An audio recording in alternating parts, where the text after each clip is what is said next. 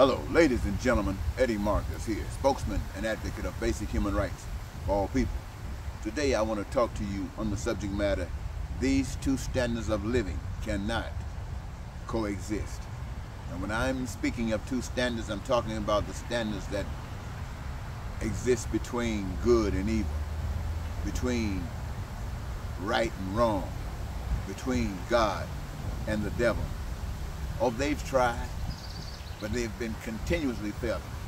Coexistence will not work. Yet, there are people that have chosen to continue living in this corrupt socio-economic capitalistic system of America, accepting the good and the bad. Some got, some not. Poverty, crime and violence, hatred and racism, just to name a few. But on the other hand, everyone has a career of choice that offers their greatest joy. This permits them to have access to their needs, to their wants, and to their desires, and have them met at their leisure from whatever is in the reservoir of goods and services, including peace, prosperity, freedom, and just to name a few. Now, if the nation were to split into two parts, one part represented the current system, the other part represented the half that I just mentioned. At least half of the first part, half of the people that accepts the standards of today, having watched what I have just shared with you, would eagerly walk away from the system of the world and walk into the new, ideal world. Now, that could be happening right now. Spirituality could be working this out. Those who represent the heavenly life are those that wake up and they stand up. They stand up for right against wrong, against others that are killed, and they themselves might be killed for it. These are the ones that are eligible to experience heaven on earth in the flesh. Now, when I speak to you as spokesman and advocate of basic human rights, I'm speaking for all people to experience heaven on earth. Yet it seems useless when a complete political party is trying to turn America as a slave state again for people of color. A reset is required. Blacks and whites of color, or should I say blacks and people of color, you have seen how cops have little respect for people of color, and the government can do no more. Blacks understand that whites have a right to life in this country. So do you, but you don't. And whites are trying to steal what little we do have.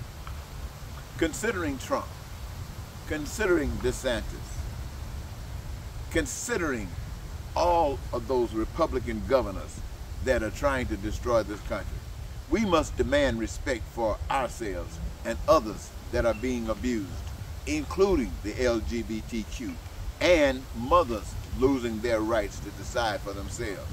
And we must do that now. The Republican Party must be rejected, and Democrats must do more or be rejected as well. If America is to go forward, a plan must be in play that protects and serves the people of this nation, all of them, or America forfeits its right to continue to exist. You see, we see how evil, we see how it is without restraint. They were taught that we aren't humans, and it's still in their core. I guess I should say that again so you know what I mean. We see how evil whites are without restraint. They are taught that we aren't human, and it's still in their core. Whites are good people, but they have no plans to treat us or themselves the same as they treat superior whites. Whites killing whites in Ukraine, whites killing whites in the Philippines, killing because they do not know how to care. In order for black people to experience real freedom in the United States, when it comes to whites, they must know that if we don't, neither will they. Let me do that paragraph again, or that sentence again.